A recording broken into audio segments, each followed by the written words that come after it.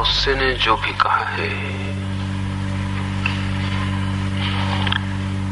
वो 2500 साल पुराना जरूर है, लेकिन एक अर्थों में इतना ही नया है जैसे सुबह की ओस की बूंद नई होती। नया इसलिए है कि उस पर अब तक प्रयोग नहीं हुआ। नया इसलिए है कि मनुष्य की आत्मा उस रास्ते पर एक कदम भी अभी नहीं चली। रास्ता बिल्कुल अछूता और कुंवारा है। पुराना इसलिए है कि 2500 साल पहले लाओत्से ने उसके संबंध में खबर दी, लेकिन नया इसलिए है कि उस खबर को अब तक सुना नहीं गया है और आज उस खबर को सुनने की सर्वाधिक जरूरत आ गई है जितनी की कभी भी नहीं थी, क्योंकि मनुष्य ने पुरुष चित्त का प्रयोग करके देख लिया है। ये 2500 वर्ष का पिछला इतिहास पुरुष चित्त के प्रयोग का इतिहास है। तर्क का, संघर्ष का, हिंसा का, आक्रमण का, विजय की आकांक्षा का, ये 2500 वर्ष में हमने प्रयोग करके देखा है। आदमी रोज रोज ज्यादा से ज्यादा दुखी हुआ है। जो हम पाना चाहते थे वो मिला नहीं, जो हमारे पास था वो भी खो गया है। ये पुरुष चित्त के आधार पर हमने प्रयोग करके देख लिया और हम असफल हो गए हैं। लाओत्से ने जब कहा था तब पुरुष चित्त पर इतनी बड़ी असफलता नहीं हुई थी, इसलिए लाओत्से को सुना नहीं गया। अच्छा हो कि हम ऐसा कहें कि लाओत्से अपने समय के 2500 वर्ष पहले पैदा हो गया, ये उसकी भूल थी। उसे आज पैदा होना चाहिए था, आज उसकी बात सुनी जा सकती थी। ऐसा समझें कि जैसे बीमारी पैदा न हुई हो और चिकित्सक पैदा हो गया हो और उसने औषधि की बात की हो लेकिन किसी ने ध्यान न दिया हो, क्योंकि अभी वो बीमारी ही पैदा नहीं हुई है जिसके लिए वो औषधि बता रहा है। लेकिन 2500 साल में हमने वो बीमारी पैदा कर ली है जिसकी औषधि लाओत्से है। पुरुष चित्त का प्रयोग असफल हो गया। उसने लेके हमें पहुंचा दिया है टोटल वार पर, पूर्ण युद्ध पर, और उसके आगे कोई गति दिखाई नहीं पड़ती। उसके आगे कोई मार्ग नहीं है।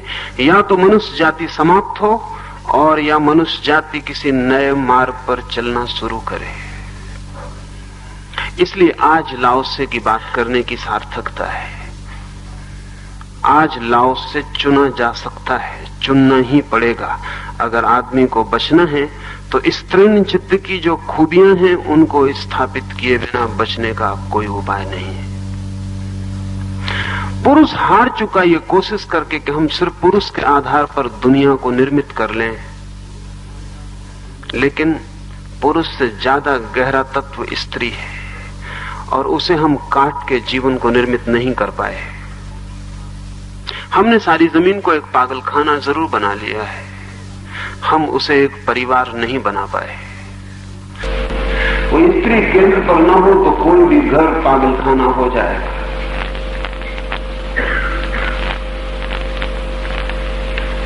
वो स्त्री केंद्र पर हो तो हमारे 1000 तरह के तनावों को विसर्जित करने का काम करती है। अगर संस्कृति के केंद्र पर भी स्त्री हो तो हमारे 1000 तरह के तनाव विसर्जित हो जाते हैं। इस तृण चित्त को हमें संस्कृति के निर्माण में बुनियादी आधार देना पड़ेगा और वक्त आ गया है कि हमें आने वाले 30-40 वर्षों में निर्णय करना है। इसलिए मैंने लाओत्से पर बात शुरू करनी उचित समझी है। निश्चित ही आज लाओत्से बिल्कुल उल्टा दिखाई देता है। आदमी बहुत जटिल है और लाओत्से सरलता की बात करता है, और आदमी बहुत अहंकारी है और लाओत्से विनम्रता की बात करता है, और आदमी शिखर चढ़ना चाहता है चांदारों के और लाओत्से खाइयों और गड्ढों के नियम की बात करता है। आदमी प्रथम होना चाहता है और लाओत्से कहता है अंतिम हुए बिना कोई और जीवन के आनंद को पाने का उपाय नहीं, तो लग सकता है कि ऐसे उल्टे युग में लाओ से की बात कौन सुनेगा। लेकिन मैं आपसे कहूं, जब हम एक अति पर पहुंच जाते हैं तभी दूसरी अति पर बदलने की हमारी तैयारी शुरू होती है। जटिलता की हम अति पर पहुंच गए हैं, अब उसके आगे कोई उपाय नहीं है और विपरीत बात हमारी समझ में आ सकती। जैसे कोई आदमी बहुत श्रम करके थक गया हो, तभी उसे नींद की बात समझ में आ सकती है। निद्रा श्रम के बिल्कुल विपरीत है। लेकिन कोई थका ही ना हो, जैसा कि अक्सर होता है। जिनके पास सुविधा है वो दिन में श्रम करने से बच जाते हैं और फिर शिकायत करते हैं कि रात उन्हें नींद नहीं आती। सुविधा है, श्रम करने से बच जाते हैं, तो वे सोचते हैं कि उन्हें और भी गहरा विश्राम उपलब्ध होना चाहिए, लेकिन वे गलती में हैं, क्योंकि विश्राम केवल उसी को उपलब्ध होता है जो गहरे श्रम में गया हो। गहरे श्रम में जाने के बाद ही विश्राम में जाने की सुविधा बनती है, और गहरे विश्राम में जाने के बाद ही पुनः श्रम में उतरने की शक्ति अर्जित होती है। जीवन सदा ही विपरीत तटों के बीच में बहती हुई नदी की धार जैसा है। हमने पुरुष के किनारे पर काफी जी लिया और अब वक्त आ गया है कि हम स्त्री के किनारे पर सरक जाएं, और उस सरकने से एक संतुलन और एक बैलेंस और एक सम्यक स्थिति निर्मित हो सकती है। ये बदलाहट का वक्त है। इसलिए मैं ऐसा नहीं देखता कि जटिल आदमी है इसलिए कैसे हम लाओ से की बात समझेंगे। मैं ऐसा देखता हूं कि चूंकि आदमी इतना जटिल हो गया है कि अब और जटिलता की बात उसकी समझ में नहीं आ सकेगी, अब विश्राम की बात ही समझ में आ सकती है। असल में आदमी वहां पहुंच गया है जहां पुरुष चित्त अपने पूरी अभिव्यक्ति में है, अब और आगे उपाय नहीं है। तनाव पूरा हो जाए तो विश्राम उपलब्ध हो जाता है, और आदमी दौड़ता रहे और पूरी तरह दौड़ ले तो गिर जाता है और रुक जाता है। कभी आपने सोचा कि दौड़ने का अंतिम मंजिल क्या होती है? दौड़ने की अंतिम मंजिल गिरने के सिवाय और कुछ भी नहीं होती। विपरीत आ जाता है अंत में हाथ। लाओस से अभी हाथ में आया जा सकता है। अपने समय में लाओस से की बात लोगों की समझ में नहीं आई, क्योंकि लोग इतने जटिल नहीं थे कि लाओस से उनके लिए चिकित्सक बन सकता। लोग इतने परेशान भी नहीं थे कि लाओस से की बात उनके ख्याल में आती। लोग अभी प्रथम खड़े ही नहीं हुए थे कि अंतिम खड़े होने का सूत्र समझ पाते, लेकिन हम प्रथम खड़े हो गए। लोगों के पास इतना धन भी नहीं था कि निर्धनता का मौज, निर्धनता का आनंद भी उनके ख्याल में आ सकता है, लेकिन अब इतना धन जमीन पर इकट्ठा हुआ जा रहा है कि निर्धनता, स्वतंत्रता किसी भी दिन मालूम पड़ सकती है। एक घटना मुझे याद आती है। कन्फ्यूशियस एक गांव से गुजरता है और देखता है एक बूढ़ा आदमी अपने बगीचे में अपने बेटे को अपने साथ जोते हुए कुएं से पानी खींच रहा है। कन्फ्यूशियस चकित हुआ। कन्फ्यूशियस ने बूढ़े आदमी के पास जाकर कहा कि क्या तुम्हें पता नहीं है कि अब लोग घोड़ों या बैलों से पानी खींचने लगे, और राजधानी में तो कुछ मशीनें भी बना ली गई हैं जिनके द्वारा पानी खींचा जाता है। उस बूढ़े आदमी ने कन्फ्यूशियस को कहा कि जरा धीरे बोलो, कहीं मेरा बेटा न सुन ले, तुम थोड़ी देर से आना। कन्फ्यूशियस बहुत हैरान हुआ। जब वो थोड़ी देर बाद पहुंचा तो उस बूढ़े ने, जो वृक्ष के नीचे लेटा था, कन्फ्यूशियस से कहा कि ये बातें यहां मत लाओ। ये तो मुझे पता है कि अब घोड़े जोते जाने लगे हैं। घोड़ा जोतकर मैं बेटे का समय तो बचा दूंगा, लेकिन फिर बेटे के उस समय का मैं क्या करूंगा? और घोड़ा जोतकर मैं बेटे की शक्ति भी बचा दूंगा, लेकिन उस शक्ति का मेरे पास कोई उपयोग नहीं है।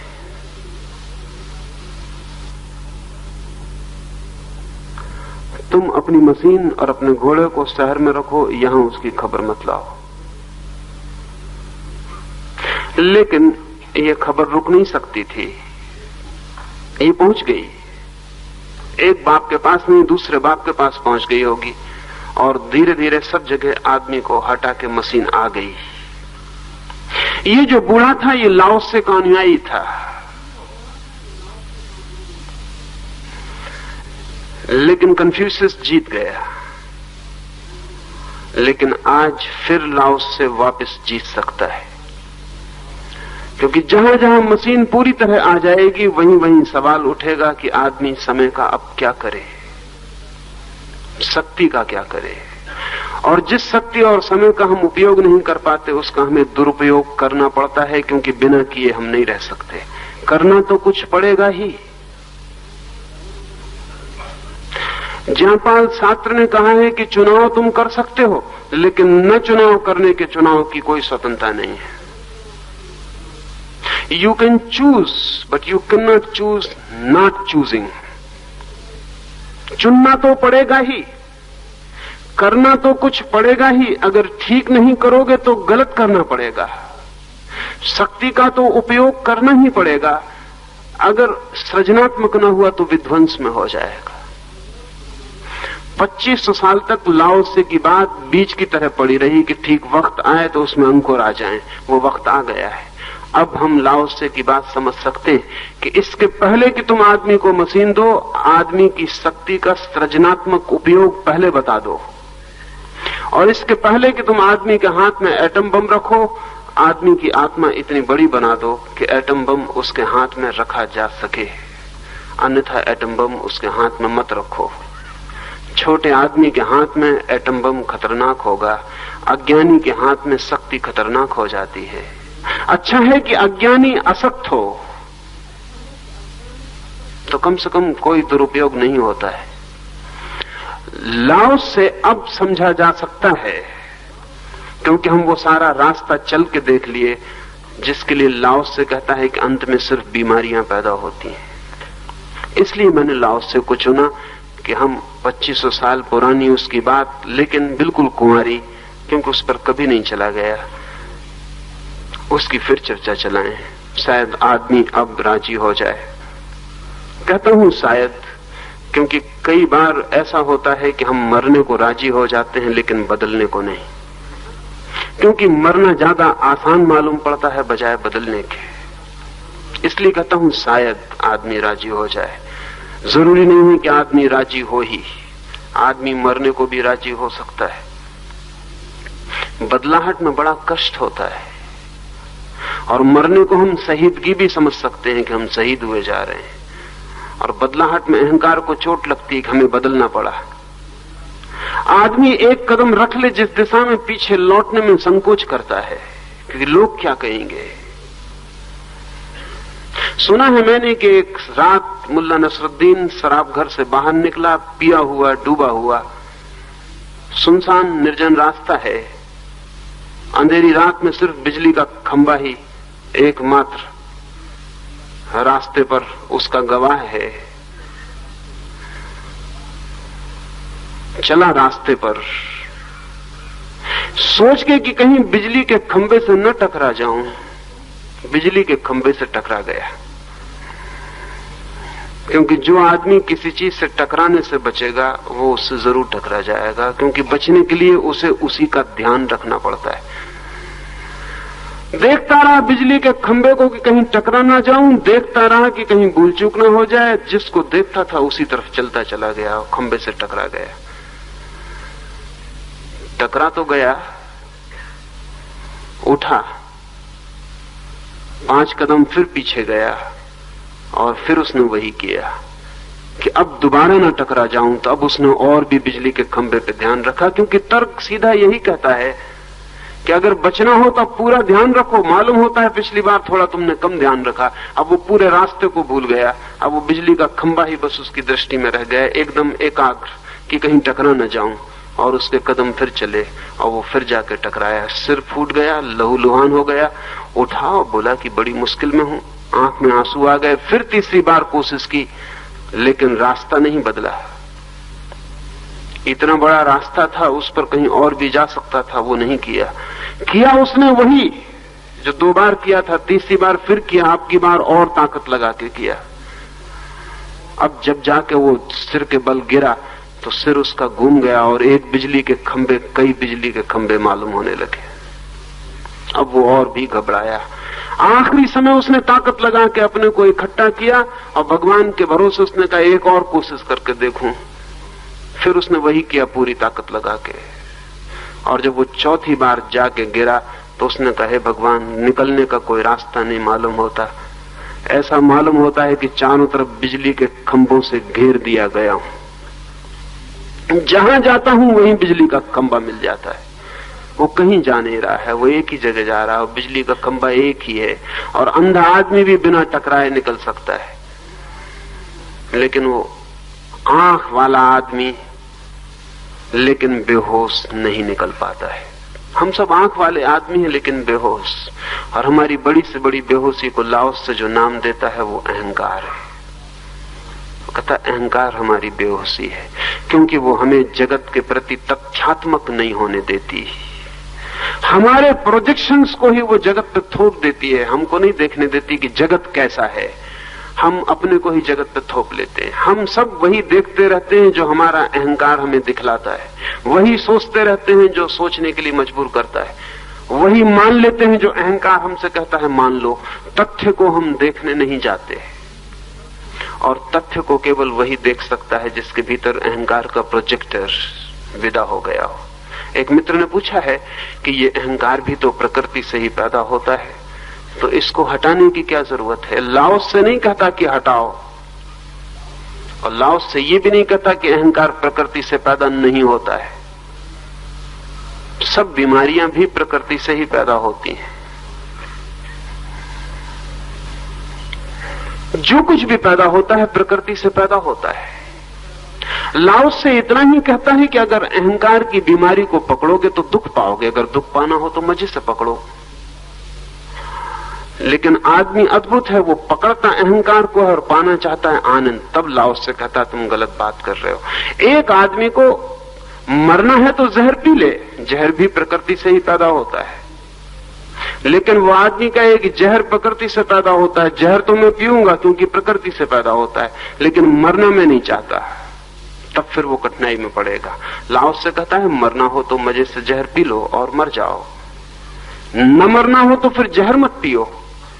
मरने की घटना भी प्राकृतिक है, जहर का पीना भी प्राकृतिक है, लेकिन निर्णय तुम्हारे हाथ में है कि तुम मरना चाहते हो कि नहीं मरना चाहते। अहंकार प्राकृतिक है, लेकिन उसकी पीड़ा, उसके नरक को भोगना हो तो आदमी भोग सकता है, न भोगना हो न भोगे। आदमी के हाथ में है कि वो अहंकार के प्राकृतिक बीज को वृक्ष बनाए या न बनाए। लाओस से नहीं कहता कि अहंकार को हटा दो, वो आपसे कहता है कि अगर दुख न चाहते हो तो अहंकार से हटना होगा, अगर दुख चाहते हैं तो अहंकार को और बढ़ाओ। हम उल्टे हैं, हम चाहते वो हैं जो अहंकार से नहीं मिलेगा, और अहंकार को भी नहीं हटाना चाहते। इस दुविधा में हमारे प्राण संतापग्रस्त हो जाते हैं। एक दूसरे मित्र ने पूछा है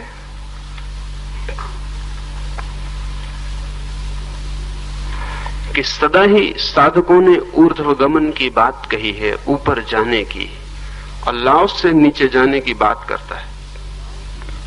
लाओस से नीचे जाने की बात इसीलिए करता है कि नीचे जाए बिना कोई ऊपर नहीं जाता। जिन्होंने ऊपर जाने की बात कही है उन्होंने लक्ष्य की बात कही है, साध्य की, और लाओस से नीचे जाने की बात करके साधन की बात कर रहा है। ऊपर जाना हो तो नीचे जाना पड़ेगा। ये उल्टा दिखता है। निश्चय ने लिखा है कहीं कि जिस वृक्ष को बहुत ऊपर जाना हो उसको अपनी जड़ें नीचे जमीन में गहरे पहुंचानी पड़ती हैं। जिस वृक्ष को आकाश में जितना ऊंचा उठना हो उसे पाताल की तरफ अपनी जड़ों को उतना ही गहरा पहुंचाना पड़ता है। वृक्ष से हम दो बातें कह सकते हैं। हम कह सकते हैं तुझे ऊपर जाना है तो जड़ों को नीचे फैला। हम उससे ये भी कह सकते हैं कि तू जड़ों को नीचे फैला, ऊपर जाने की घटना घट जाएगी। लेकिन अगर कोई वृक्ष ऊपर ही जाने की कोशिश में लग जाए और नीचे जाने की कोशिश बंद कर दे, जड़ों को नीचे जाने की कोशिश बंद कर दे, तो ऊपर तो जा ही नहीं पाएगा। कोई उपाय नहीं ऊपर जाने का। लाओ से कहता है ऊपर जाना हो तो नीचे जाने की व्यवस्था तुम्हें करनी पड़ेगी। ऊपर को तुम भूल ही जाओ, वो प्रकृति के ऊपर छोड़ दो, तुम सिर्फ अपनी जड़ों को नीचे पहुंचा दो। प्रकृति तुम्हारे फूलों को आकाश में खिला देगी, उसकी तुम्हें चिंता भी करने की जरूरत नहीं, क्योंकि उतनी चिंता करने से भी तुम्हारी जड़ें कमजोर रह जाएंगी। तुम अपनी सारी चिंता ही जड़ों पर लगा दो, फूल अपने आप खिल जाएंगे। जहां जड़ें होती हैं वहां फूल खिल ही जाते हैं। जड़ें जितनी मजबूत हों उतने ही बड़े फूल खिल जाते हैं। लाओस से कहता है अंतिम जगह खोज लो, जैसे पानी अंतिम जगह खोज लेता है, और तुम्हारे शिखर तुम्हारे पास चले आएंगे।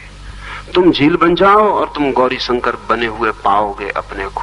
तुम गौरी शंकर होने की फिक्र ही छोड़ दो, क्योंकि लाओस से कहता है नियम ऐसा है, जो ऊपर पहुंचना चाहता है वो नीचे पहुंचा दिया जाता है, और जो नीचे पहुंचने को राजी हो जाता है उसकी ऊंचाई के लिए कोई प्रतिस्पर्धा नहीं होती। नियम उसका समझ लें। कठिनाई क्या है कि कुछ नियम जो विपरीत होते हैं हमारी समझ में नहीं आते, क्योंकि हम स्ट्रेट लॉजिक में भरोसा करते रहे। वही पुरुष का चित्त है, सीधे तर्क में हमारा भरोसा है। हमें पता नहीं कि जिंदगी सीधे तर्क नहीं मानती, जिंदगी उल्टे तर्क मानती है। हमारा भरोसा सीधे तर्क में। हम ऐसे चलते हैं जैसे कोई आदमी एक हाईवे पे चलता है, सीधा रास्ता है, लेकिन जिंदगी पे कोई हाईवे नहीं होते। जिंदगी पहाड़ पर चढ़ने वाले रास्तों जैसी है, सब गोल घुमावदार रास्ते होते हैं। अभी मैं जिस रास्ते पर खड़ा हूं पहाड़ के, ऐसा लगता है कि अगर इस पे सीधा चला जाऊं तो चांद पर पहुंच जाऊंगा, चांद सामने दिखाई पड़ रहा है, लेकिन 2 घड़ी बाद पता चलता है रास्ता घूम गया और चांद की तरफ पीठ हो गई। जिंदगी गोल रास्ते हैं, घुमावदार रास्ते हैं, उसमें कोई चीज सीधी नहीं है, और हम सब सीधे होते हैं। जैसे उदाहरण के लिए, अगर कोई आपसे कहे कि मैं सुबह घूमने जाता हूं और मुझे बहुत आनंद मिलता है, तो आप कहें आनंद तो मैं भी चाहता हूं, तो मैं भी कल सुबह से घूमने जाऊंगा। अगर आप आनंद पाने ही घूमने गए तो आप सिर्फ थक के वापस लौटेंगे, आनंद आपको मिलेगा ही नहीं, क्योंकि पूरे वक्त एक एक कदम चल के आप नजर रखेंगे कि अभी तक आनंद मिला नहीं, अभी तक मिला नहीं, पता नहीं कब मिलेगा। 2 मील हो गए चलते हुए, अब तक आनंद मिला नहीं। आपका ध्यान आनंद मिलने पर रहेगा, चलने पर नहीं। चलना तो जबरदस्ती रहेगा, जल्दी आनंद मिल जाए तो घर वापस लौट जाए। चलना तो एक मजबूरी रहेगी। अगर आनंद घर ही बैठे मिलता तो आप न चले होते। चले हैं आप इसलिए कि किसी ने कहा कि आनंद चलने से मिलेगा। आप लौट के कहेंगे कि गलत बात कही है, आनंद चलने से मुझे जरा भी नहीं मिला। 4 मील भटक के आ गया हूं, आनंद की कोई खबर नहीं। लेकिन जिसने खबर दी है गलत खबर नहीं दी। चलने से आनंद मिल सकता है, लेकिन उसको ही जिसे आनंद की फिक्र ही ना हो, चलने का ही जिसे ध्यान हो, आनंद की फिक्र ही ना हो। आनंद बाई प्रोडक्ट है। जब कोई चलने में इतना तल्लीन हो जाता है कि चलने वाला मिट जाता है और चलने की क्रिया ही रह जाती, तब आनंद का फूल खिलता है।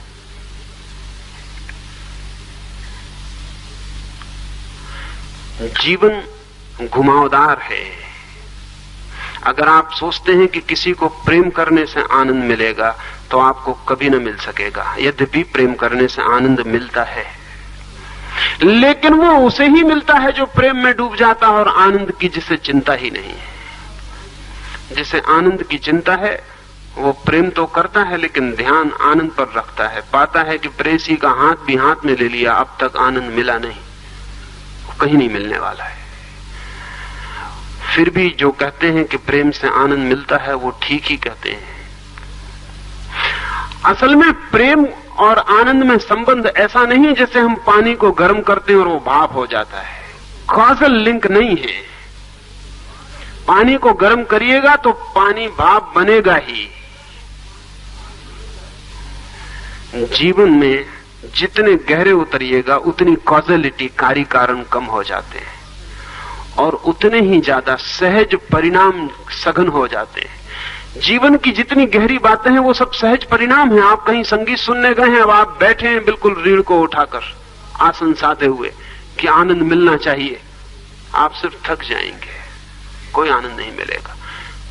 विश्राम को उपलब्ध हो जाइए, आंख बंद कर लीजिए, आनंद की बात ही छोड़ दीजिए, संगीत में डूबिए। अगर आप संगीत में इतने डूब गए कि आपको आनंद का भी ख्याल ना रहा, आप आनंद से भरे हुए घर लौट जाएंगे।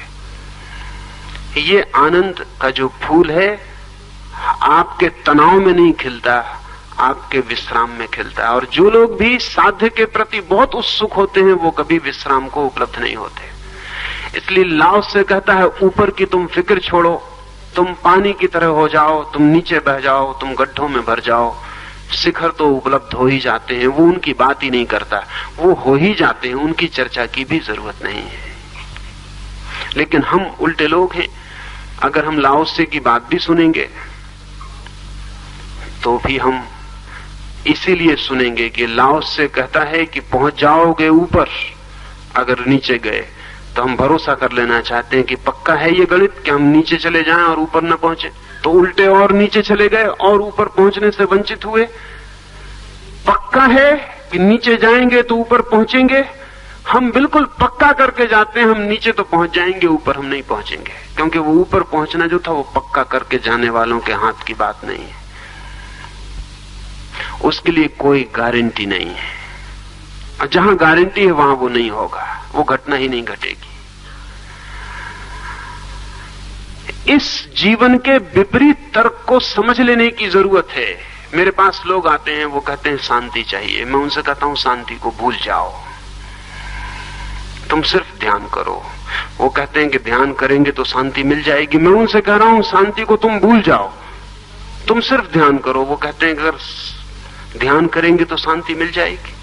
मैं उनसे कहता हूं तुम शांति को छोड़ो, क्योंकि तुम इतने दिन से शांति पाने की कोशिश कर रहे हो, नहीं मिली, अब तुम इसको छोड़ दो, अब तुम ध्यान करो।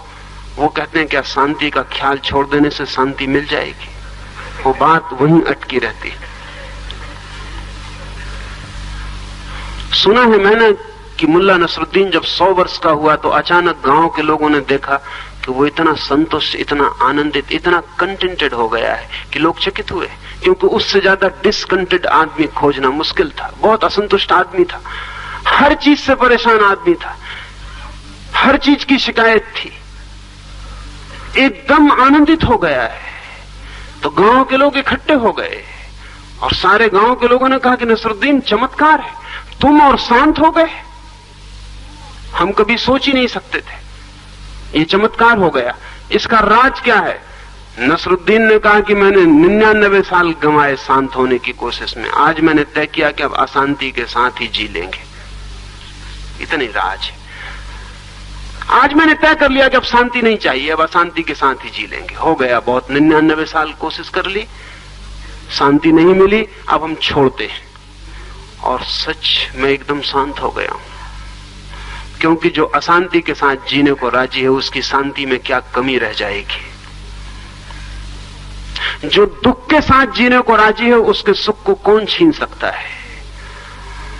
और जो नीचे उतर के आखिरी गड्ढे में पड़े रहने को तैयार है उसके शिखर के छीनने का किसी के हाथ में कोई शक्ति नहीं है। जो ना कुछ होने को तैयार है वो सब कुछ हो जाएगा, और जो मिटने को राजी है परमात्मा की संपदा, सारी संपदा उसकी है। तो लाओ से इस सूत्र की बात कर रहा है। उसका ये मतलब नहीं कि लाओ से कहता है अधोगामी हो जाओ। लाओ से ये कहता है ऊर्ध्वगामी होने का एक ही उपाय है कि तुम अंतिम खड़े होने को तैयार हो जाओ।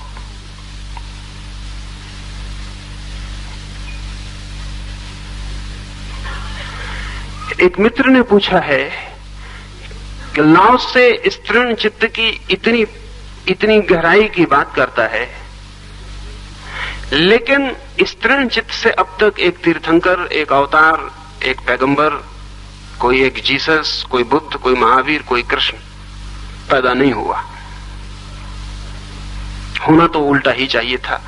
अगर स्तृण चित्त की ऐसी गरिमा है तो इस जगत के सारे धर्म स्तृण चित्त से निकलने चाहिए थे, लेकिन सभी धर्म पुरुषों से निकले। ये जरूर समझ लेने जैसी बात है। ऐसा क्यों है उन्होंने पूछा है, ऐसा होने का कारण है। जैसा मैंने आपसे कहा, बायोलॉजिकल स्त्री और पुरुष का जो संबंध है, जगत में जो चीज भी पैदा होती है उसमें भी स्त्री पुरुष का वैसा ही संबंध है। जब बच्चा पैदा होता है तो पुरुष सिर्फ एक्सीडेंटल संयोगिक काम करता है, क्षण भर का उसका सहयोग है बच्चे को पैदा करने में, लेकिन शुरुआत वही करता है, इनिशिएट वही करता है, प्रारंभ वही करता है, क्षण भर का उसका काम है। लेकिन बच्चे के जन्म की यात्रा उसी से शुरू होती है, से सारा काम मां करती है। उस बच्चे को 9 महीने पेट में रखेगी, उसे खून देगी, उसे जीवन देगी, उसे श्वास देगी, फिर 9 महीने पर भी समाप्त नहीं हो जाता सब कुछ, फिर उसे बड़ा करेगी, पालेगी, पोसेगी, वो सब करेगी।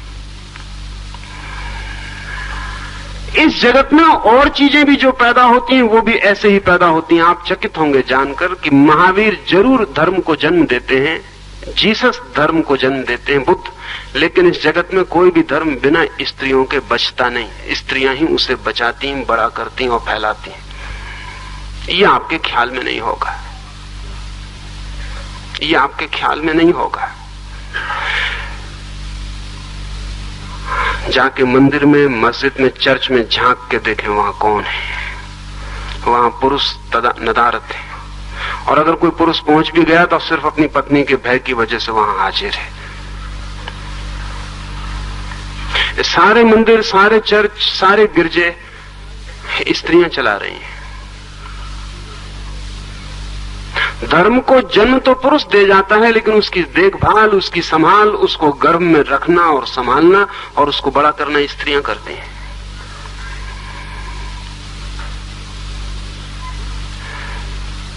मनुष्यविद कहते हैं कि दुनिया में कोई भी धर्म बच नहीं सकता जिस धर्म में स्त्रियां दीक्षित न हो, वो धर्म बच नहीं सकता, क्योंकि उस धर्म को गर्भ नहीं मिलेगा। क्या आपको पता है कि महावीर ने जब लोगों को दीक्षा दी तो हर एक पुरुष के मुकाबले 4 स्त्रियों ने दीक्षा ली। और महावीर के भिक्षुओं में, सन्यासियों में, साधुओं में 13,000 पुरुष थे तो 40,000 स्त्रियां थी।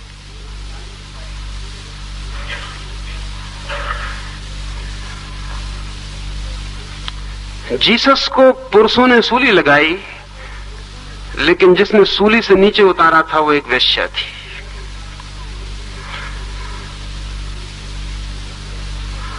जब जीसस के सारे शिष्य, पुरुष शिष्य भाग गए थे भीड़ में, तब भी 3 स्त्रियां उनकी लाश के पास खड़ी थी।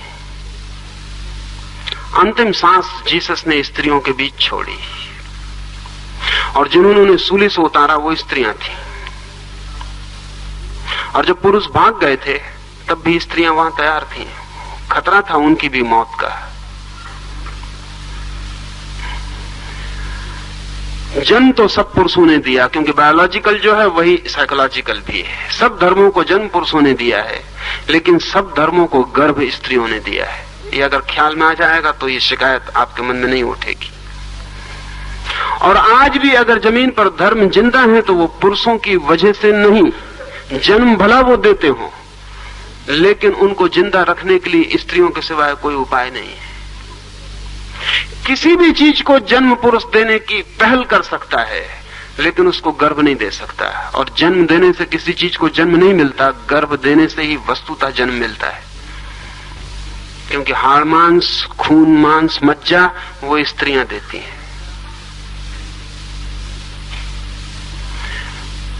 इसलिए ख्याल में नहीं आता, इसलिए ख्याल में नहीं आता।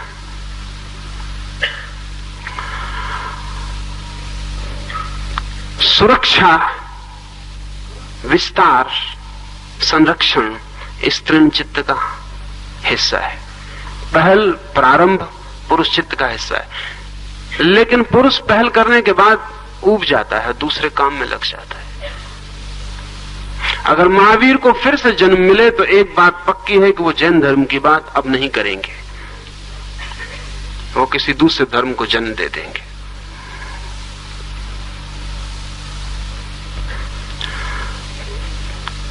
पुरुष रोज नए को जन्म देने के लिए उत्सुक होता है,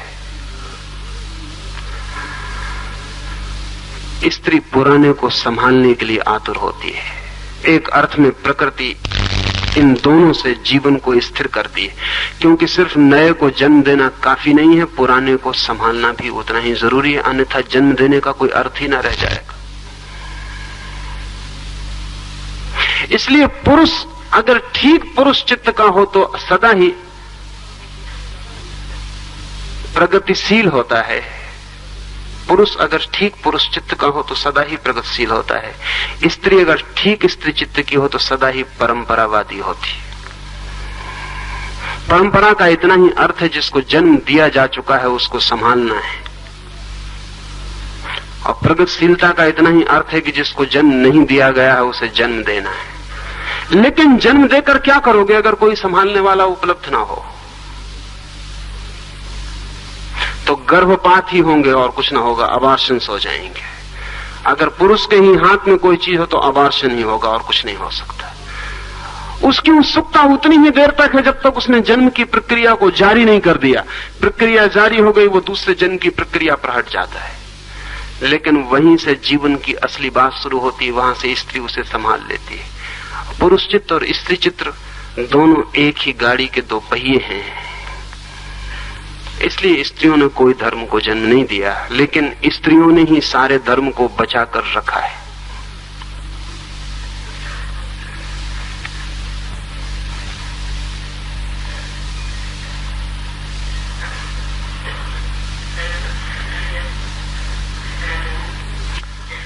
एक मित्र ने पूछा है कि क्या जितने भी ज्ञानी हैं उनका चित्त स्तृण हो जाएगा? हो ही जाएगा, लेकिन स्त्रीण से मतलब नहीं है ये कि वो स्त्रियां हो जाएंगे। स्त्रीण से मतलब ये है कि उनका चित्त एग्रेसिव की जगह रिसेप्टिव हो जाएगा, आक्रामक की जगह ग्राहक हो जाएगा। ये ग्राहकता ही जब होती है पैदा, तभी कोई व्यक्ति परमात्मा के लिए अपने भीतर द्वार खोल पाता है। उनने पूछा है, इसका अर्थ ये हुआ कि मोहम्मद तो ज्ञान के बाद भी तलवार लेकर लड़ने जाते हैं, निश्चित ही जाते हैं। लेकिन मोहम्मद की तलवार पर आपको पता है क्या लिखा है? मोहम्मद की तलवार पर लिखा है, शांति के अतिरिक्त ये तलवार और कहीं नहीं उठेगी। तलवार पर खुदा है। आपको पता है इस्लाम शब्द का अर्थ ही होता है शांति। अगर मोहम्मद को तलवार भी उठानी पड़ती है तो मोहम्मद के कारण नहीं, आसपास की परिस्थितियों के कारण। लेकिन मोहम्मद जिन पर तलवार उठाते हैं उन पर भी क्रोध और आक्रमण और हिंसा नहीं है, उन पर भी दया है। मोहम्मद को बहुत कम समझा जा सका है। इस जगत में जिन लोगों के साथ बहुत अनाचार हुआ है उनमें एक मोहम्मद है, और उनकी तलवार की वजह से बहुत अनाचार हो गया। लेकिन मैं कहना चाहता हूं कि मोहम्मद की तलवार ठीक सर्जिकल है, ठीक सर्जन के हाथ में जैसे तलवार हो ऐसी है। और कभी ऐसी जरूरत निश्चित हो जाती है कि किसी ऐसे व्यक्ति को भी तलवार उठानी पड़ती है जिसके हाथ में तलवार की हम कल्पना भी नहीं कर सकते। मोहम्मद के हाथ में तलवार की कोई कल्पना करने की जरूरत नहीं है। मोहम्मद के पास जो हृदय है वो अत्यंत कोमल से कोमल हृदय है। लेकिन मोहम्मद के चारों तरफ जो स्थिति है, अगर इस कोमल हृदय को कुछ भी काम करना है तो इसे हाथ में तलवार लेनी पड़ेगी। लेकिन इसका दुष्परिणाम होता है, वो मोहम्मद के हाथ में तलवार लेने से नहीं होता, वो पीछे होता है। क्योंकि तब बहुत से ऐसे लोग मोहम्मद के पीछे खड़े हो जाते हैं जिनका मजा केवल तलवार हाथ में लेने का है, वो उपद्रव खड़ा करते हैं। उन्होंने मोहम्मद को बदनाम किया, उन्होंने इस्लाम को भी विकृत किया। मोहम्मद तलवार लेते हैं क्योंकि जरूरत है। कृष्ण युद्ध की सहायता में खड़े हो जाते हैं, युद्ध करवाते हैं क्योंकि उसकी जरूरत है। असल में इस जगत में चुनाव जो है वो एक बात समझ लेंगे तो ख्याल में आ जाएगा। हम जगत में सब चीजों को दो में तोड़ देते हैं, अंधेरी और सफेद, व्हाइट एंड ब्लैक। जबकि वस्तुतः जगत में कोई चीज व्हाइट और ब्लैक नहीं होती, सभी चीजें ग्रे होती हैं, डिग्रीज होती हैं, डिग्रीज ऑफ ग्रे। थोड़ी ज्यादा सफेद और थोड़ी कम सफेद, थोड़ी ज्यादा काली और थोड़ी ज्यादा काली। जब भी हम कहते हैं कि ये ठीक और ये गलत, तो हम भूल जाते हैं कि हम जिंदगी की बात नहीं कर रहे हैं। मोहम्मद तलवार उठाते हैं इसलिए कि उनका ना उठाना और भी बुरा होगा, इसको ठीक से समझ लें। लेसर इविल यही है कि मोहम्मद तलवार उठा लें, क्योंकि तलवार तो उठेगी ही, और मोहम्मद नहीं उठाएंगे तो जिसके हाथ में भी तलवार उठेगी वो ग्रेटर इविल होगा। मोहम्मद जिस स्थिति में है उसमें उन्हें प्रतीत होता है कि उन्हें ही तलवार उठा लेना उचित होगा। कृष्ण अर्जुन से कहते हैं कि तू लड़, इसलिए नहीं कि कृष्ण की लड़ने में कोई उत्सुकता है। कृष्ण से ज्यादा स्त्रीण चित्त का आदमी खोजना तो बहुत मुश्किल होगा, इसलिए हमने तो उनका चित्र भी बिल्कुल स्त्रियों जैसा बनाया है। इतना स्त्रीण चित्त हमने किसी का नहीं बनाया। कृष्ण को जितना हमने स्त्री जैसा चित्रित किया है वैसा हमने बुद्ध महावीर को भी नहीं किया, लाओ त्से को भी नहीं किया। कृष्ण को तो हमने बिल्कुल स्त्रीण बनाया है। सब साज संवार उनका स्त्रियों जैसा है, कपड़े लत्ते स्त्रियों जैसे हैं, सारा ढंग उनका स्त्रियों जैसा है, उनका नाच, उनका गीत सब स्त्रियों जैसा है। ये आदमी जो इतना स्त्रीण हमने चित्रित किया है, ये अर्जुन को, जो कि बहुत बहादुर पुरुष था, भाग रहा था, उसको लड़वाने के लिए प्रेरणा देने वाला बना। आखिर कृष्ण को इतनी इतनी इतनी आग्रह करने की क्या जरूरत है कि अर्जुन लड़े? जरूरत इसलिए है कि कृष्ण को एक बात साफ है, अर्जुन नहीं लड़ता है तो भी जो बुराई है वो होकर रहेगी, लेकिन बहुत बुरे हाथों से होकर रहेगी। अर्जुन उन सबसे बेहतर है, और अर्जुन युद्ध से भागना चाहता है। इस वजह से कृष्ण को और भी स्पष्ट हो गया कि यह आदमी बेहतर है, और युद्ध इसी के द्वारा करवा लेना ठीक होगा। युद्ध तो होकर रहेगा, युद्ध खोर करेंगे।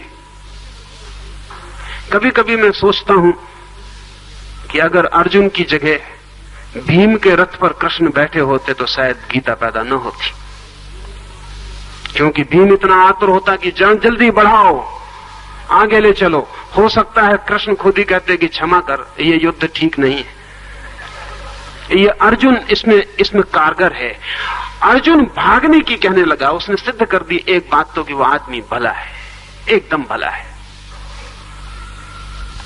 कृष्ण को पक्का हो गया कि इस भले आदमी के हाथ में तलवार दी जा सकती है। असल जो सारी बात है वो ये है कि तलवार भले आदमी के हाथ में ही दी जा सकती है, और तलवार अक्सर बुरे आदमी के हाथ में होती है, और भला आदमी तलवार छोड़ देता है और बुरा आदमी तलवार उठा लेता है। इसलिए भला आदमी बुराई को करवाने का कारण बन जाता है। जगत में जब चुनाव करना पड़ता है तो विकल्प ऐसा नहीं होता कि ये अच्छा है और ये बुरा है, विकल्प ऐसा होता है कि ये कम बुरा है, ये ज्यादा बुरा है। जीवन में सब चुनाव ऐसे ही है। यहां ऐसा नहीं है कि ये अमृत है और ये जहर है, यहां ऐसा है कि ये कम जहर है और ये ज्यादा जहर है। कम जहर को चुनना पड़ता है, यही अमृत का चुनाव है। मोहम्मद और कृष्ण उस कम जहर को चुनते हैं, परिस्थितियां उनकी भिन्न हैं। थोड़ा सोचें कि कृष्ण मर गए होते पहले ही इस महाभारत के युद्ध के, तो हमारे कल्पना में कभी ख्याल ही ना आता कि कृष्ण भी युद्ध करवा सकते। आता? कभी ख्याल ना आता। जरा और इस तरह सोचें कि बुद्ध और जिए होते 20 वर्ष और महाभारत जैसी स्थिति आ गई होती, तो हमारी कल्पना भी नहीं आता कि बुद्ध भी युद्ध के लिए हां कह सकते थे। हमारी देखने के पर्सपेक्टिव सीमित होते हैं। जो हो गया वही हम देखते हैं, जो हो सकता था वो हम नहीं देखते। अगर कृष्ण मर जाते 10 साल पहले महाभारत के, तो हमें कभी भी ख्याल ना आता कि ये आदमी जो बांसुरी बजाता था, जो प्रेम के गीत गाता था, जो इतना माधुरी से भरा था, ये युद्ध के लिए गीता जैसा संदेश दे सकता है। मेरी दृष्टि में गीता से ज्यादा युद्ध के लिए प्रेरणा देने वाली और कोई धर्म पुस्तक जगत में नहीं है। लेकिन इसका कारण ये नहीं है कि ये पुरुष चित्त हैं, इसका कारण इसका कारण यह है कि चित्त तो बिल्कुल स्त्रीण है, बहुत रिसेप्टिव है, बहुत ग्राहक है, लेकिन जिस स्थिति में ये खड़े हैं उस स्थिति में इनका ग्रहणशील चित्त परमात्मा को पूरी तरह ग्रहण करके जो कहता है उसी को करने में ये संलग्न हो जाते हैं। ये मोहम्मद की तलवार परमात्मा के लिए उठी तलवार है। एग्रेसिव मोहम्मद बिल्कुल नहीं है, आक्रामक बिल्कुल नहीं है, लेकिन इसका यह मतलब नहीं है कि मोहम्मद के पीछे आक्रामक लोग इकट्ठे नहीं हुए। लेकिन पीछे इकट्ठे होने वाले की जिम्मेवारी मोहम्मद पर नहीं जाती, किसी पर भी नहीं जाती। महावीर जितना साहस का आदमी खोजना मुश्किल है, लेकिन कोई सोच भी नहीं सकता था कि महावीर के पीछे कमजोर और कायर इकट्ठे हो जाएंगे। वो इकट्ठे हुए क्योंकि उनको आड़ मिल गई। जीवन बड़ा अजीब है। महावीर ने अहिंसा की बात की और महावीर ने कहा अहिंसा को वही उपलब्ध हो सकता है जिसके चित्त में भय बिल्कुल नहीं रहा। लेकिन भयभीत आदमी ने सोचा कि अहिंसा अच्छा धर्म है, इसमें कोई किसी को मारता पीटता नहीं, न हम किसी को मारेंगे न कोई हमें मारेगा। वो जो भयभीत आदमी था उसको अहिंसा परम धर्म मालूम पड़ा। इसलिए नहीं कि अहिंसा परम धर्म था, बल्कि इसलिए कि उसके भय को लगा कि अगर सारी दुनिया अहिंसा मान ले तो बड़े निर्भयता से रहने का मजा आ जाए। तो जितने भयभीत आदमी थे वो महावीर के पीछे इकट्ठे हो गए। इसलिए आकस्मिक नहीं है कि महावीर के पीछे जो वर्ग इकट्ठा हुआ वो एकदम इम्पोर्टेंट, एकदम नपुंसक है। उसने जिंदगी में सब तरफ से अपने को सिकोड़ लिया। वो सिर्फ केवल बनिए के धंधे को पकड़ के जी रहा है 2500 साल से। क्या कारण है? उसको कोई धंधा नहीं समझ में आया, क्योंकि सब धंधे में खतरा लगा। सिर्फ एक धंधा उसको लगा कि ये ठीक है, इसमें ज्यादा झंझट नहीं, झगड़ा नहीं, और न कुछ पैदा करता है न कहीं जाता है, बीच के मध्यस्थ का काम करता है, दलाल का काम कर रहा है। कोई सोच ही नहीं सकता कि महावीर जैसे हिम्मतवर आदमी के पीछे इतने गैर हिम्मतवर लोग इकट्ठे होंगे जो कुछ ना कर सकें सिवाय दलाली के। दलाली भी कोई धंधा है, दलाली से भी कोई इनर पोटेंशियल जो भीतर छिपी हुई शक्तियां हैं वो जग सकती हैं। लेकिन ये सबसे ज्यादा सुविधापूर्ण मालूम पड़ा भयभीत आदमी को। अजीब बात है, महावीर के पीछे कायर लोग इकट्ठे हो गए। मोहम्मद अत्यंत दयालु व्यक्ति हैं और दया के कारण ही तलवार उठाई। अगर दया थोड़ी भी कम होती तो ये आदमी तलवार नहीं उठाता।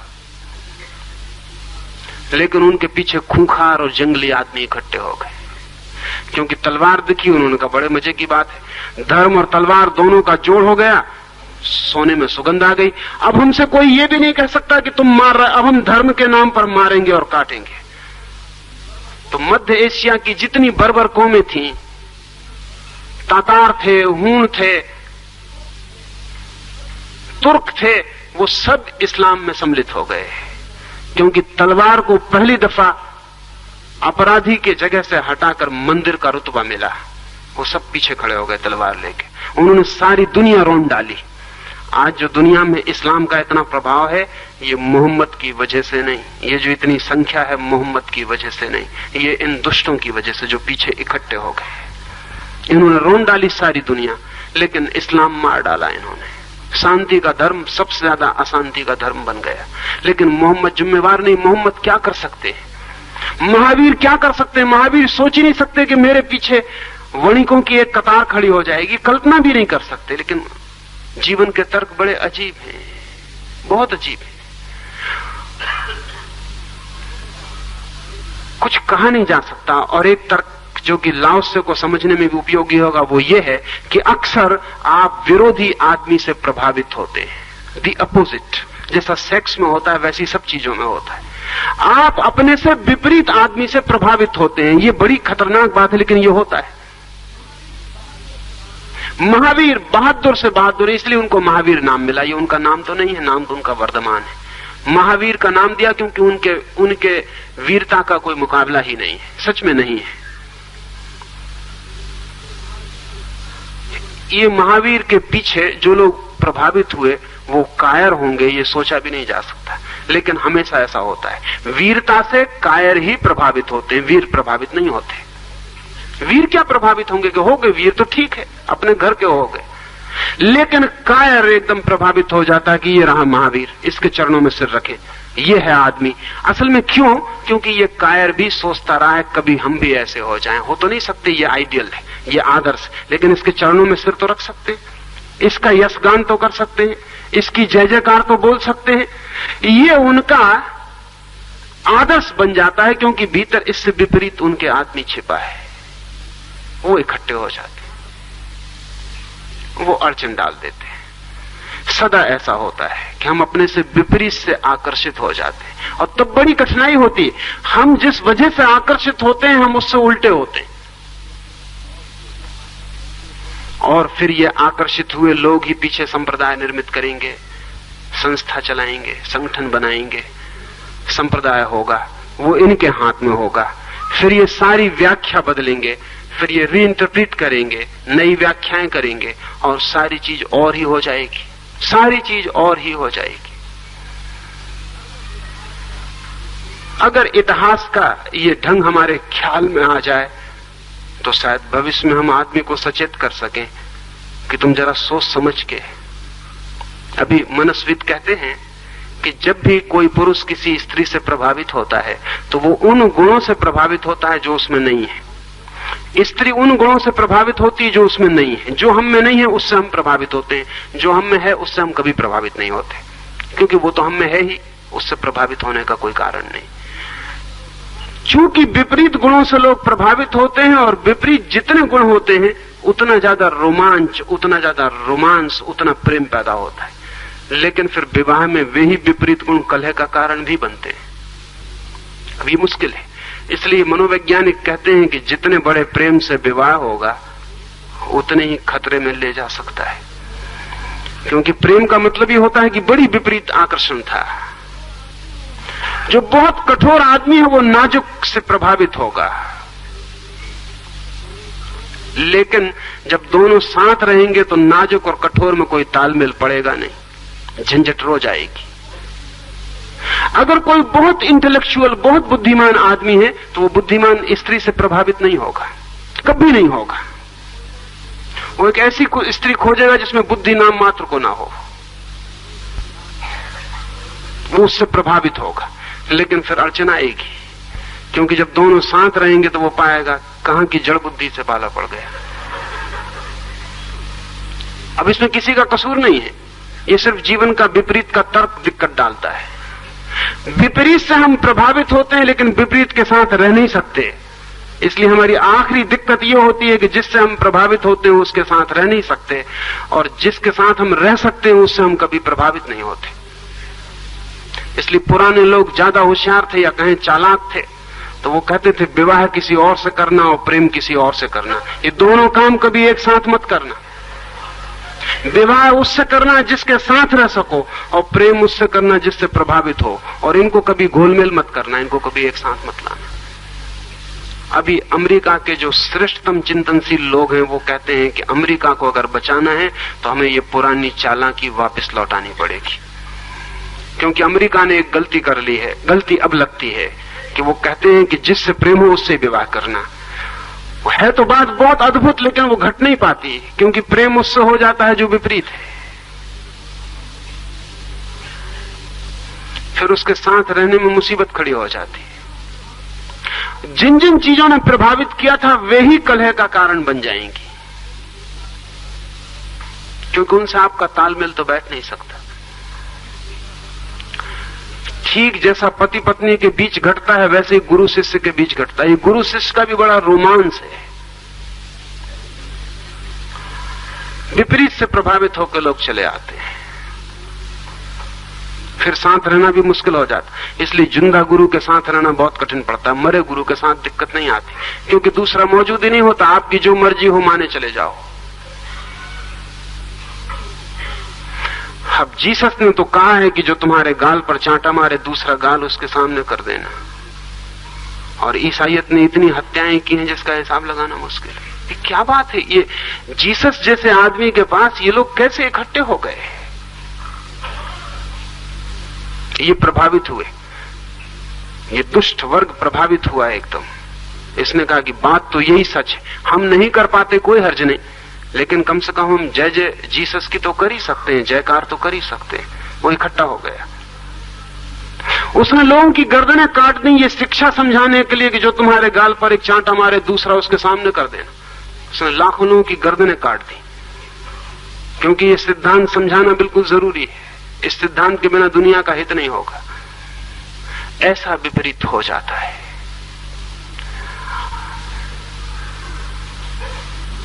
इसलिए मोहम्मद आक्रामक नहीं है, न कृष्ण आक्रामक है। और मोहम्मद या कृष्ण के पास जैसे ही अनुभूति का सागर खुलता है, वैसे ही स्तृण चित्त के द्वार खुल जाते हैं। स्तृण चित्त से अर्थ केवल इतना ही है कि उस क्षण में आदमी जीवन के प्रति आक्रामक न होकर जीवन की धाराओं के प्रति ग्राहक हो जाता है। वो एक गर्व बन जाता है और जीवन को अपने भीतर समा लेने को तैयार हो जाता है। वो स्वीकार करने लगता है, अस्वीकार करना बंद कर देता है। उसकी स्थिति टोटल एक्सेप्टेबिलिटी की, तथाता की हो जाती है। वो राजी हो जाता है। ये राजीपन, परिपूर्ण राजीपन ही स्तृण चित्त का लक्षण है। एक आखिरी सवाल।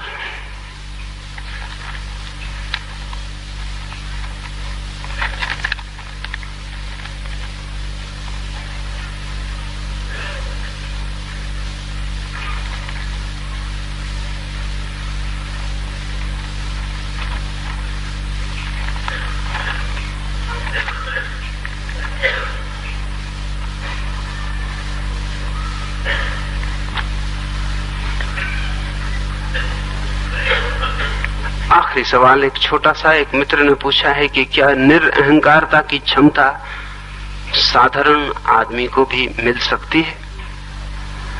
उनके प्रश्न से ऐसा लगता है कि बेचारे साधारण आदमी को कैसे मिलेगी, जबकि सच्चाई ये है कि असाधारण को मिलनी बहुत कठिन है, क्योंकि असाधारण का मतलब ही अहंकारी होता है।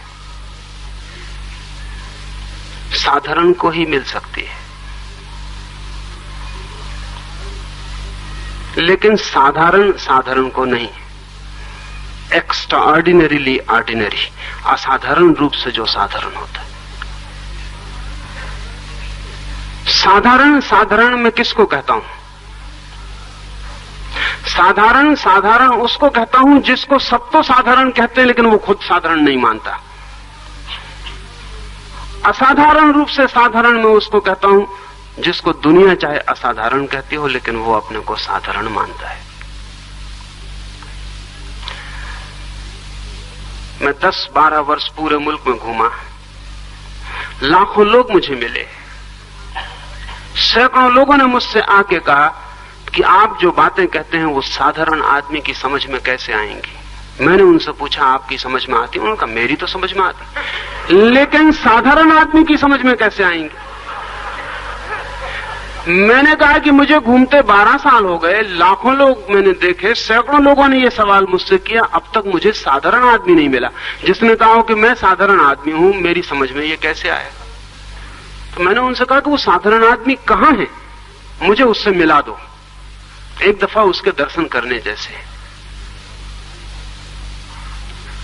कोई आदमी अपने को साधारण नहीं मानता, सभी आदमी अपने को असाधारण मानते हैं। यही अहंकार है।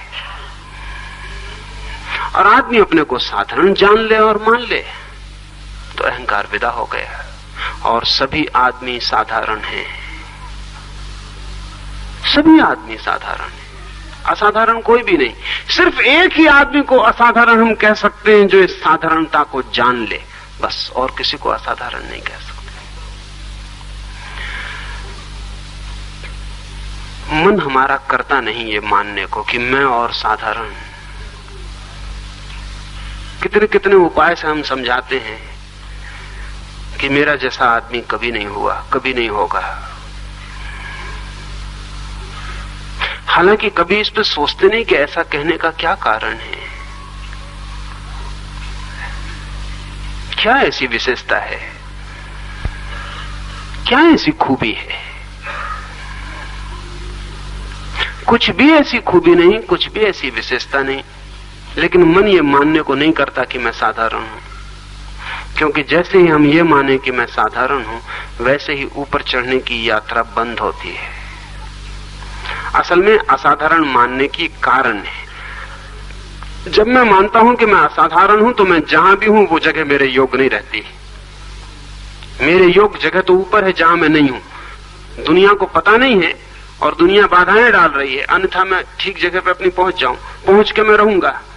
ठीक जगह मेरी सदा मुझसे ऊपर है, जहां मैं हूं वो मेरे योग्य जगह नहीं है। इसलिए मैं अपने को असाधारण मानता हूं कि मैं अपनी ठीक जगह को पालूं। वो ठीक जगह मुझे कभी नहीं मिलेगी, क्योंकि जहां मैं पहुंच जाऊंगा वो जगह साधारण हो जाएगी और मेरी असाधारण जगह और ऊपर उठ जाएगी। अहंकार अगर चढ़ता है ऊपर तो तभी चढ़ पाता है जब वो मानता है कि ऊपर ही मेरी जगह है, नीचे मेरी जगह नहीं है। ये अहंकार की दौड़ की कीमिया है, केमिस्ट्री है। लाओस से कहता है कि अगर तुम जान लो कि तुम साधारण हो, नोबडी हो, ना कुछ हो, तो फिर ऊपर ना चढ़ सकोगे। साधारण का ख्याल आते ही तुम्हें लगेगा कि शायद जिस जगह मैं खड़ा हूं ये भी तो अनधिकार चेष्टा नहीं है, शायद ये भी मेरी योग्यता ना हो, तुम और पीछे हट जाओगे। तुम एक दिन वहां हट जाओगे जहां और आगे हटने को कोई जगह नहीं बचती। तुम एक दिन वहां हट जाओगे जहां हटने को कोई भी राजी नहीं होता। तुम एक दिन वहां हट जाओगे जहां कोई प्रतिस्पर्धा नहीं करता कि यहां से हटो। लाओस से कहता उसी दिन तुम असाधारण जीवन को उपलब्ध हो जाओगे, क्योंकि इतना जो विनम्र हो गया, अगर उसको भी परमात्मा नहीं मिलता तो फिर परमात्मा की सारी बातचीत बकवास है। इतना जो शून्य हो गया, अगर उसको भी पूर्ण का साक्षात्कार नहीं होता तो फिर पूर्ण का साक्षात्कार होता ही नहीं होगा।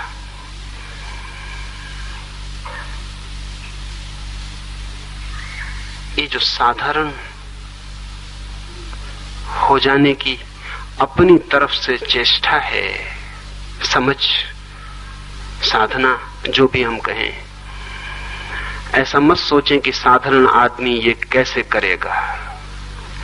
प्रत्येक आदमी साधारण है और प्रत्येक ये कर सकता है, लेकिन प्रत्येक को वहम है कि वो असाधारण है।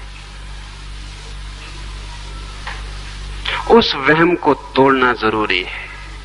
लाओस ये नहीं कहता कि आप तोड़िए ही, वो ये कहता है कि अगर नहीं तोड़िएगा तो दुख पाइएगा, और दुख आप पाना नहीं चाहते, लेकिन जिस चीज से दुख पाते हैं उसको संभाल के चलते हैं।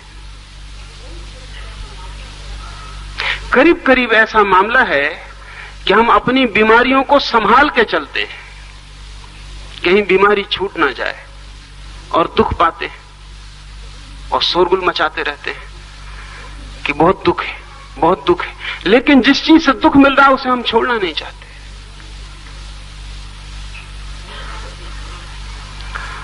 अहंकार की गांठ हमारे सब दुखों की जड़ है, और अपने को साधारण जान लेना सब दुखों की औषधि है। 24 घंटे के लिए कभी प्रयोग करके देखें, छोड़ें, ज्यादा की फिक्र नहीं करें। 24 घंटे के लिए साधारण हो जाएं। 24 घंटे एक ही स्मरण रख लें, एक बार 24 घंटे कि मैं साधारण आदमी हूं, ना कुछ। और 24 घंटे के बाद आप फिर कभी असाधारण न हो सकेंगे, न होना चाहेंगे, क्योंकि साधारण होने में आपको ऐसे आनंद की झलक मिल जाएगी जिसकी आप कल्पना भी नहीं कर सकते। लेकिन वो झलक मिलती नहीं, क्योंकि ऐसे अकड़े हुए हैं असाधारण होने में कि वो झलक मिले कैसे। द्वार दरवाजे बंद करके बैठे असाधारण होने में। अपने सिंहासन से नीचे उतरे। स्वर्ण सिंहासनों पर अहंकार के जीवन का रहस्य नहीं है। विनम्रता के साधारण धूल धूसरित मार्गों पर भी बैठ जाने से जो मिल जाएगा वो भी अहंकार के स्वर्ण मंडित शिखरों पर बैठने से नहीं मिलता है। इतना ही, कोई जाएगा नहीं। आज आखिरी दिन है तो 10 मिनट पूरे कीर्तन में डूब कर जाएं। शायद कीर्तन आपको साधारण बना दे, लेकिन उसमें भी आप अकड़े बैठे रहते हैं कि कोई देख ना ले कि इतना असाधारण आदमी और ताली बजा रहा है। जिनको नाचना हो वो बीच में खड़े हो जाएं, बीच में भी नाचने का ख्याल आ जाए, बाहर आ जाएं, बिल्कुल साधारण है। 15 मिनट के लिए तो कम से कम साधारण हो जाएं और देखें कि साधारण कोई भी हो सकता है।